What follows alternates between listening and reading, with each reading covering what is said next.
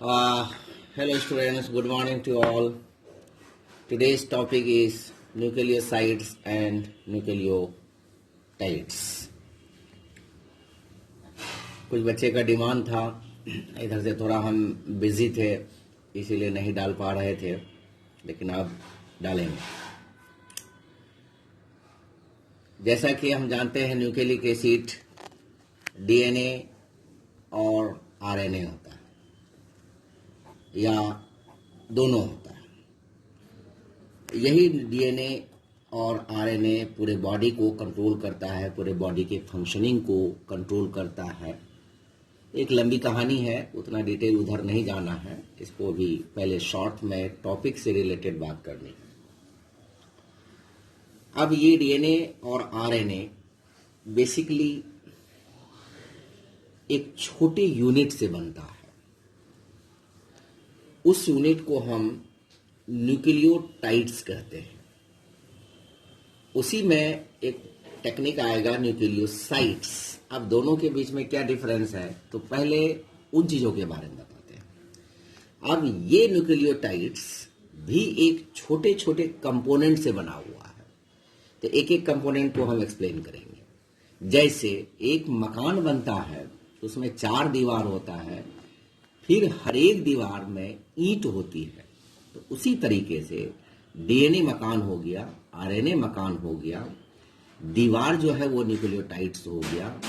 अब वो न्यूक्लियोटाइड्स में ईंट जो है वो उसके कंपोनेंट्स हैं, ईंट हुआ, सीमेंट हुआ, बालू हुआ। तो पहला कंपोनेंट है नाइट्रोजनस बेस। 4 तरह का नाइट्रोजनस बेस होता है, एडेनिन, गुआनिन, साइटोसिन, थाइमिन। फिर मैं रिपीट कर रहा हूं, एडेनिन, गुआनिन, साइटोसिन, थाइमिन। अब थाइमिन पर भी एक अलग क्वेश्चन पूछता है। एक थाइमिन होता है THYMINE, एक होता है THIAMINE, थाइमिन। ये इंपॉर्टेंट क्वेश्चन है। ये हो गया आपका नाइट्रोजनस बेस और ये हो गया आपका विटामिन B1। फिर से गौर से सुन लीजिए, यहां पर एक इंपॉर्टेंट क्वेश्चन आ गया। THYMINE थाइमिन, ये नाइट्रोजनस बेस है। THIAMINE थाइमिन, ये विटामिन B1 का नाम है, केमिकल नेम। अब यहां पर भी एक बेसिक डिफरेंस है डीएनए और आरएनए में, कि डीएनए और आरएनए में ये जो 3 कंपोनेंट होता है AGC, यानी एडेनिन, गुआनिन, साइटोसिन, ये दोनों में कॉमन होता है, इसलिए no problem at all. In case of RNA, in place of T thymine, uracil होता है। यहां पर एक अलग इंपॉर्टेंट पॉइंट है, ये नाइट्रोजनस बेस है। अब इस पांचों नाइट्रोजनस बेस को, 5 हुआ nitrogenous base, AGCT and U, 5 हो गया। 2 तरीके का होता है, एक 2 टाइप्स होता है। एक को कहते हैं प्यूराइंस, एक को कहते हैं पायरिमिडीन्स। एक को कहते हैं प्यूराइंस, एक को कहते हैं पायरिमिडीन्स। प्यूराइंस ये डाइसाइक्लिक होता है। डाइसाइक्लिक का मतलब क्या हुआ, डबल रिंग, जिसको यहां लास्ट में भी हमने DR लिखे हैं, डबल रिंग कंपाउंड। डाइसाइक्लिक का मतलब हुआ, जैसे ये एक रिंग हुआ, ये एक दूसरा रिंग हुआ। यहाँ ये जो पोजीशन है, ये 4 पोजीशन है, ये 5 पोजीशन है, दोनों एक दूसरे से 4 और 5 पोजीशन पे पूछता है, जुड़ता है, यूनाइट करता है। तो इस तरह का जो कॉम्पिटिटिव क्वेश्चंस भी है, इसीलिए यहाँ पर मैंने 4,5 लिखा है, यानी 4 और 5 पोजीशन पे दोनों रिंग आपस में यूनाइट होता है, इसीलिए इसको डाइसाइक्लिक या डबल रिंग कंपाउंड कहते हैं। दूसरी बात, 9 मेंबर कंपाउंड है। 9 मेंबर कंपाउंड हो गया, 1 2 3 4 5 6 7 8 एंड 9, यहाँ पर 9 है, 9 मेंबर कंपाउंड है। तीसरी बात जो सबसे इंपॉर्टेंट है कि इसमें 4 नाइट्रोजन मॉलिक्यूल होता है या 4 नाइट्रोजन एटम होता है, और उसका पोजीशन है 1379, 13 यानी एक 9 पोजीशन ये है। यहाँ पर 1379 में पोजीशन पाया था। और इसके अंदर आता है एडेनिन एंड ग्वानिन। अब इसी का जस्ट दूसरे साइड को कहते हैं पायरिमिडीन। पायरिमिडीन ये सिंगल रिंग कंपाउंड होता है, इसमें एक ही रिंग इस तरह से होता है, इस तरह से, और मोनोसाइक्लिक इसीलिए इसको कहा गया है। इसमें 6 मेंबर हुआ, 1 2 3 4 5 6। इसमें 4 नाइट्रोजन था, तो इसमें 2 नाइट्रोजन है, और वो किस किस पोजीशन पे है, position number 1 and position number 3। This is very important and differentiating point. इसके अंदर आता है सीटीयू यानी साइटोसिन, थाइमीन एंड यूरेसिल, ये सिंगल रिंग कंपाउंड है। तो ये एक कंपोनेंट है न्यूक्लियोटाइड्स का या न्यूक्लियोसाइड्स का। दूसरा कंपोनेंट है फास्फोरिक एसिड, जिसको H3PO4 कहते हैं। यहाँ पर 3 रिप्लेसेबल हाइड्रोजन है, यानी 3 एसिडिक ग्रुप है इसमें। इसका स्ट्रक्चरल फॉर्मूला ये है। तो ये जो एसिडिक ग्रुप है ये अल्कोहल से रिएक्शन करने के बाद ये बनाता है PMPE,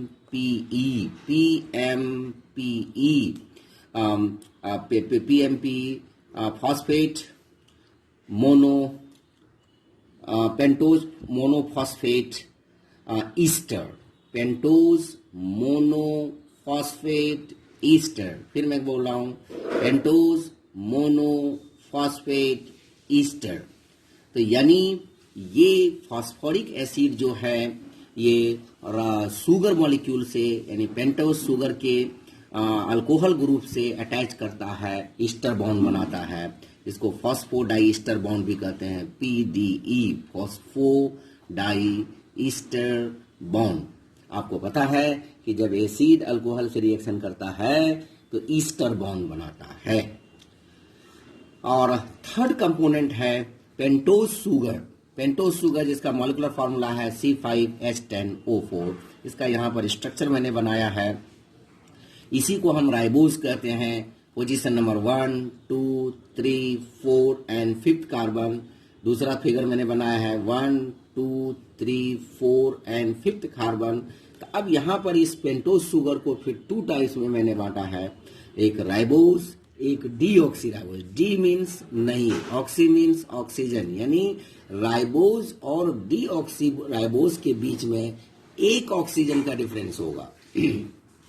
यानी इसमें एक ऑक्सीजन कम है, इसमें एक ऑक्सीजन ज्यादा है। ये जो पोजीशन नंबर 2 है, तो यहाँ पोजीशन नंबर 2 में OH ग्रुप है, लेकिन यहाँ पोजीशन नंबर 2 में सिर्फ H ग्रुप है, यानी एक ऑक्सीजन नहीं है। तो यही हो गया पेंटोज शुगर। ये जो 5th कार्बन है इसी से फास्फोरिक एसिड अटैच होता है, इसके इस अल्कोहल को रिमूव करके एक मॉलिक्यूल वाटर बनाता है और यहाँ से फास्फोरिक ग्रुप जुड़ जाता है। इसी को फॉस्फोडाइस्टर बॉन्ड कहते हैं या पेंटोज मोनोफॉस्फेट ईस्टर बॉन्ड कहते हैं।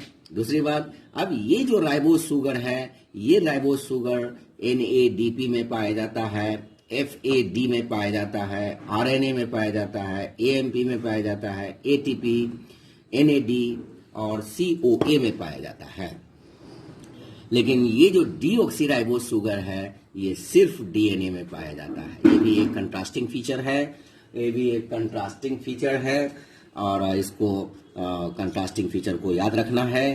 तो ये जो राइबोज शुगर है, चाहे राइबोज या डीऑक्सीराइबोज, ये 5th कार्बन से ये पेंटोज ग्रुप से जुड़ेगा और 1st कार्बन से ये नाइट्रोजनस बेस से जुड़ेगा। तो जब इसी में 5th कार्बन से फॉस्फेट जुड़ जाता है, 1st कार्बन से नाइट्रोजनस बेस जुड़ जाता है, नाइट्रोजनस पांचों में से कोई भी, तो तब इस तीनों कंपोनेंट को मिला करके न्यूक्लियोटाइड्स। लेकिन अगर नाइट्रोजनस बेस है, पेंटोज शुगर है, लेकिन फॉस्फेट ग्रुप नहीं है, तब उसको हम कहेंगे न्यूक्लियोसाइड्स। अब उस तीनों कंपोनेंट को समझाने के बाद मैंने कोशिश किया है कि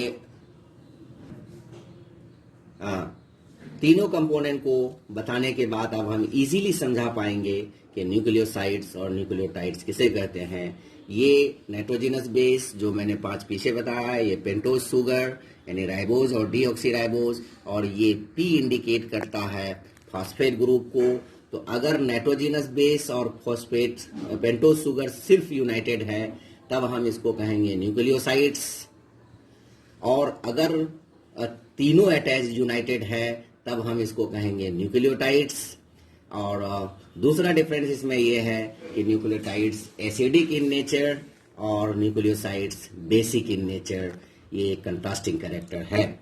4 types of nucleosides in DNA और आरएनए, जो शॉर्ट में मैंने यहाँ पर लिख करके बताया, जैसे D+A, D+G, D+C, D+T। Deoxyribose adenosine phosphate group नहीं है। Deoxyribose guanosine, deoxyribose cytidine, deoxyribose thymidine. फिर मैं रिपीट कर रहा हूं, डीऑक्सीराइबोस एडिनोसिन, नॉट एडेनिन, क्योंकि अब ये न्यूक्लियोसाइड्स हो गया, इसमें फॉस्फेट ग्रुप नहीं है लेकिन ये दोनों यूनाइटेड है। Deoxyribose guanosine, deoxyribose cytidine, deoxyribose thymidine. बस यहां पर एक डीऑक्सीराइबोस यूरिडीन, डीऑक्सीराइबोस यूरिडीन। अब 4 types of nucleotides in DNA और RNA, dAMP, d gamp, d camp, d tamp मैंने शॉर्ट में लिखा है। और यहाँ पर पी लगा हुआ है, यहाँ पर पी लगा हुआ नहीं था, तो पी लगा हुआ है तो deoxyribose adenosine monophosphate, guanosine monophosphate, cytidine monophosphate, thymidine monophosphate. ये डी, स्मॉल डी या कैपिटल डी जो है, ये डीऑक्सीराइबोस को इंडिकेट करता है। डीऑक्सीराइबोस, तो इससे हम आप कंफ्यूज ना करें। तो न्यूक्लियोसाइड क्या है, न्यूक्लियोटाइड्स क्या है? ये न्यूक्लियोटाइड्स जब न्यूक्लियोसाइड्स में चाहे 1 फॉस्फेट या 2 फॉस्फेट या 3 फॉस्फेट जोड़ देते हैं तो उसी को हम न्यूक्लियोटाइड्स कहते हैं। तो एक में टीआईडी है, एक में एसआईडी है, दोनों में डिफरेंस सिर्फ यही है, जो साइड वाला है यानी जो बगल में है उसमें फॉस्फेट नहीं होगा, जो टाइड वाला है उसमें फॉस्फेट भी होगा।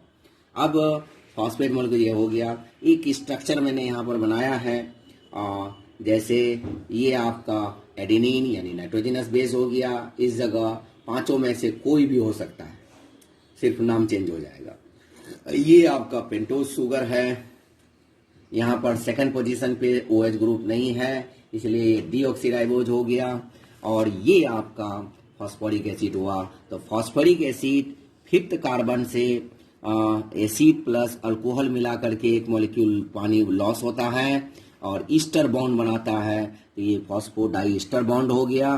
तो फॉस्फेट, ये हमेशा याद रहना चाहिए। ये सब पोजीशन में CSIR नेट वगैरह में सब क्वेश्चन पूछा जाता है, नीट में पूछा जाता है कि 5th कार्बन फॉस्फोरिक एसिड से अटैच करता है और वो OH ग्रुप को एक मॉलिक्यूल लॉस ऑफ वाटर करने के बाद आपको बनाता है। जैसे पीछे मैंने स्ट्रक्चर बनाया था और ये ईस्टर बॉन्ड बनाता है। तो ये पेंटोज शुगर इससे जुड़ गया। उसी तरह से कार्बन नंबर 1 और इसका जो है कार्बन नंबर 19, ये भी एक पोजीशन सवाल पूछता है बैंक नीट में या CSIR में। तो पोजीशन नंबर 1 और पोजीशन नंबर 9 से जब होता है तो इसमें तीनों कंपोनेंट है। ये जो मॉलिक्यूल बना हुआ है इसमें तीनों कंपोनेंट है, यानी नाइट्रोजनस बेस भी है, पेंटोज शुगर भी है, फॉस्फेट भी है। इसलिए ये पूरा मॉलिक्यूल जो है न्यूक्लियोटाइड्स कहलाएगा। लेकिन अगर हम इसको खाली इतना कर दें तब ये न्यूक्लियोसाइड्स कहलाएगा।